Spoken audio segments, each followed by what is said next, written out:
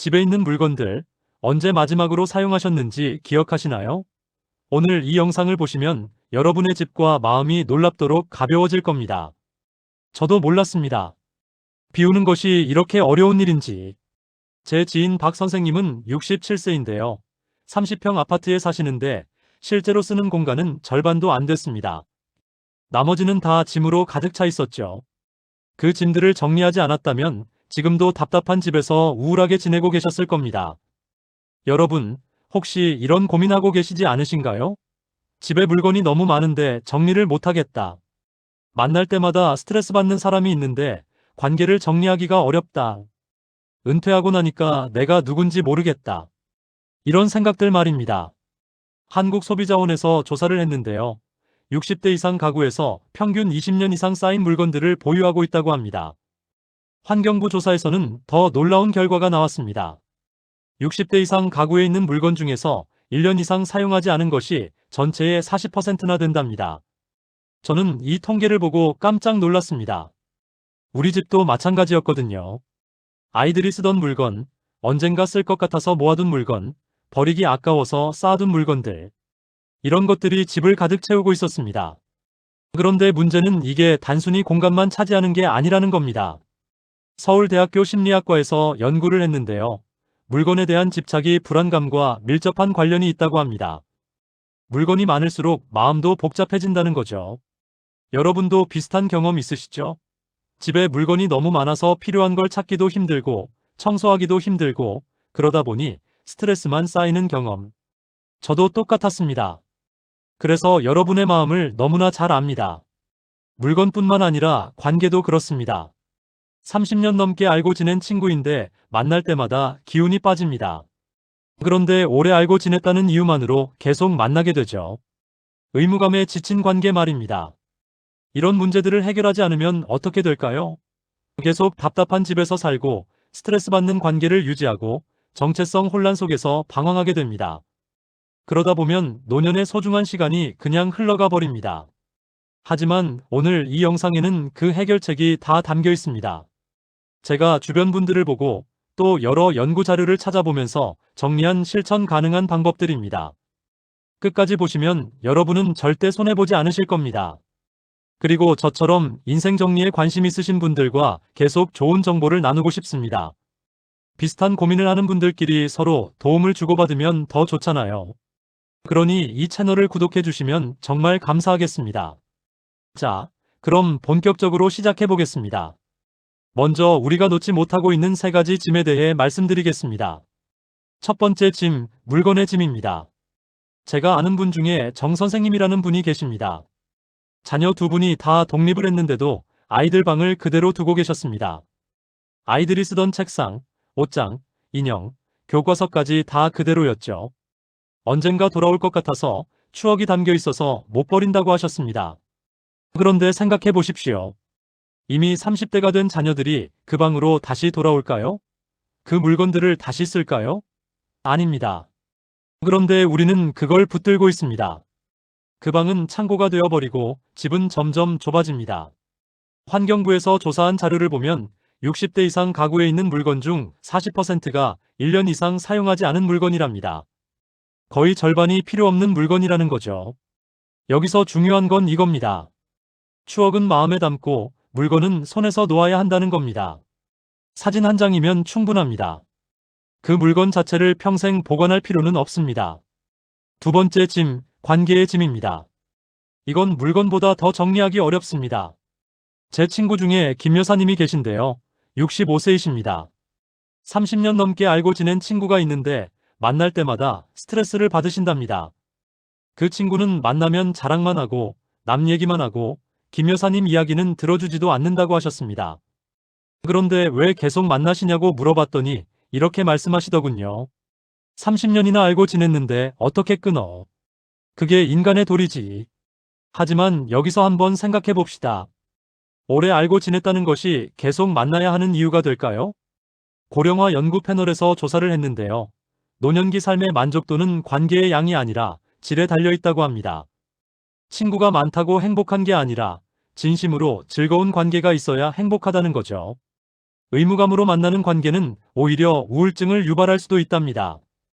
그래서 제가 드리고 싶은 말씀은 이겁니다. 모든 인연을 다 지킬 필요는 없다는 겁니다.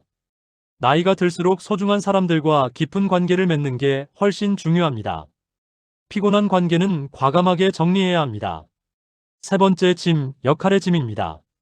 이게 가장 보이지 않는 짐입니다.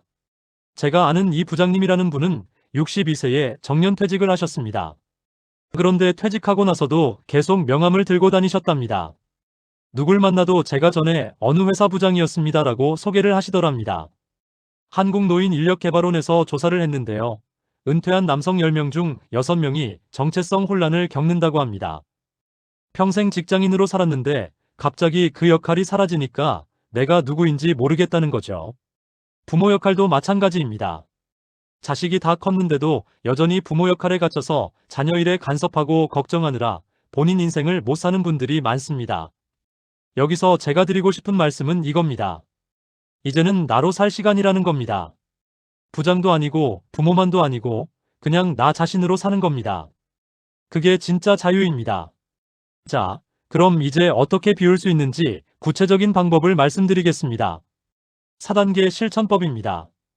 1단계 공간 비우기입니다. 한 달 프로젝트로 시작하시면 됩니다. 일주일에 방 하나씩만 정리하시면 됩니다. 첫째 주에는 안방, 둘째 주에는 작은 방, 셋째 주에는 거실, 넷째 주에는 주방 이런 식으로요. 여기서 중요한 게 3년 법칙입니다. 3년 동안 사용하지 않은 물건은 과감하게 정리하시는 겁니다. 3년 동안 안 썼으면 앞으로도 안 쓸 확률이 아주 높습니다. 구체적인 방법을 알려드리겠습니다. 박스를 4개 준비하십시오. 필요, 보관, 기증, 폐기 이렇게 4가지로 나누는 겁니다. 필요는 지금 당장 쓰는 물건입니다. 보관은 1년에 한두 번 쓰는 물건, 예를 들면 계절용품 같은 거죠. 기증은 멀쩡한데 내가 안 쓰는 물건, 이건 복지관이나 자선단체에 기증하시면 됩니다. 폐기는 망가졌거나 낡아서 못 쓰는 물건입니다. 실제로 제가 아는 이씨 부부는 이 방법으로 30평 아파트를 정리하셨는데요. 정리하고 나니까 집이 10평은 넓어진 느낌이라고 하시더군요. 청소하기도 편해지고 찾고 싶은 물건도 금방 찾고 집에 있는 게 편해졌다고 하셨습니다. 2단계 관계 정리하기입니다. 이건 에너지 분석을 해보시면 됩니다. 만나고 나서 기운이 빠지는 사람이 있고 만나고 나면 에너지가 충전되는 사람이 있습니다. 한번 점검해 보십시오. 지난 한 달 동안 만난 사람들을 떠올려 보시는 겁니다. 만나고 나서 기분이 좋았던 사람, 대화가 즐거웠던 사람, 다음에 또 만나고 싶은 사람. 이런 사람들은 계속 만나시면 됩니다. 반대로 만나고 나면 기운이 빠지는 사람, 불평불만만 늘어놓는 사람, 나를 무시하는 사람. 이런 사람들과는 거리를 두셔야 합니다. 의무 모임과 즐거운 모임도 구분해 보십시오. 안 가면 뭐라 할까봐 가는 모임이 있고 진심으로 가고 싶어서 가는 모임이 있습니다. 실천 방법은 이겁니다. 한 달에 모임을 하나씩만 줄여보시는 겁니다. 갑자기 다 끊으면 부담스러우니까 하나씩 천천히 줄이시는 거죠. 실제로 최 선생님이라는 분은 5개 모임을 2개로 줄이셨는데요. 우울증이 개선되고 삶의 만족도가 훨씬 높아졌다고 하셨습니다.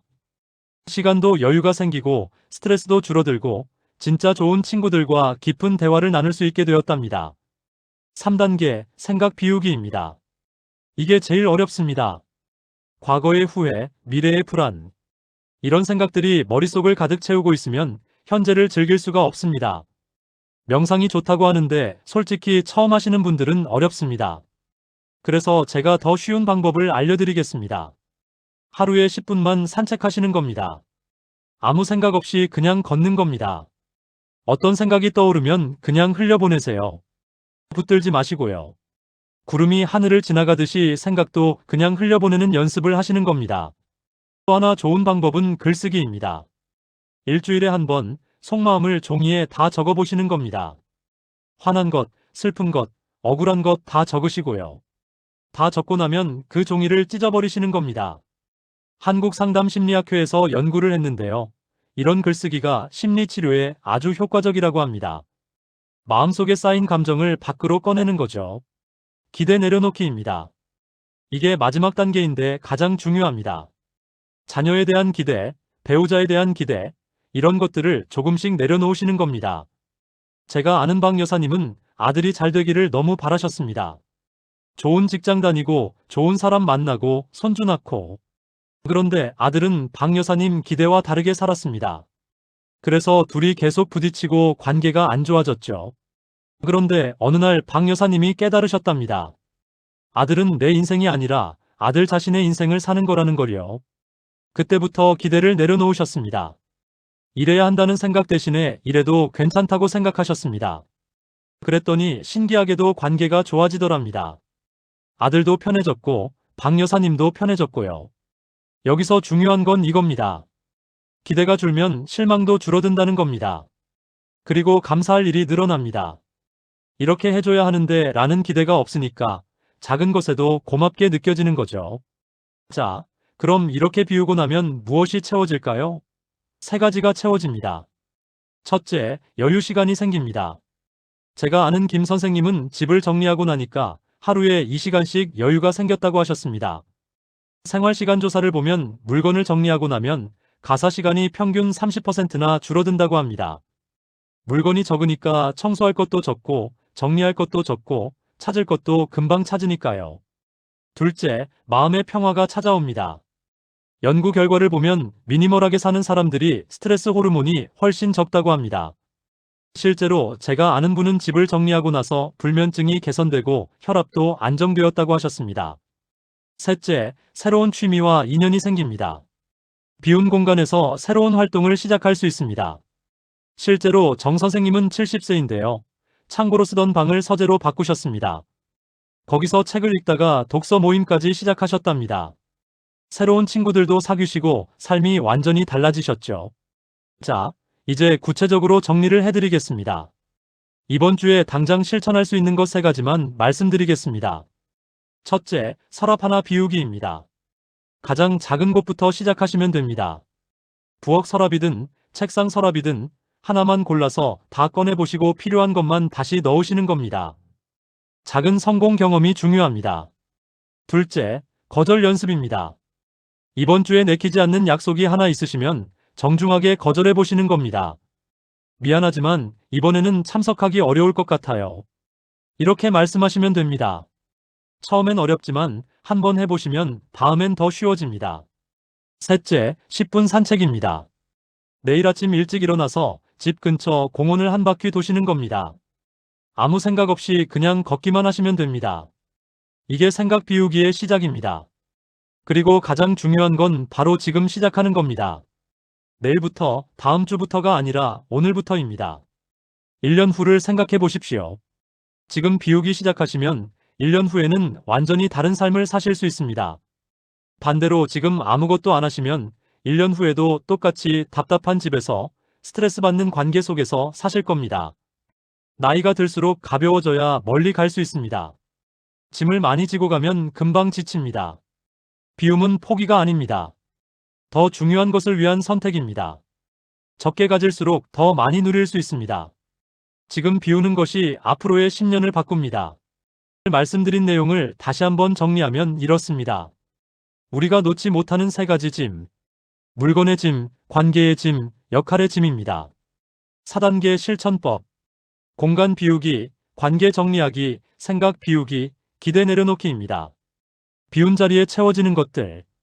여유시간, 마음의 평화, 새로운 취미와 인연입니다. 지금 이 영상을 보고 계신다는 것 자체가 이미 좋은 시작입니다. 여러분은 변화를 원하고 계신 거니까요. 앞으로도 이런 실용적인 인생 정리 정보를 계속 나눌 예정입니다. 다음 영상에서 또 만나 뵙겠습니다. 건강하시고 가벼운 마음으로 행복한 노후 보내시길 진심으로 바랍니다. 감사합니다.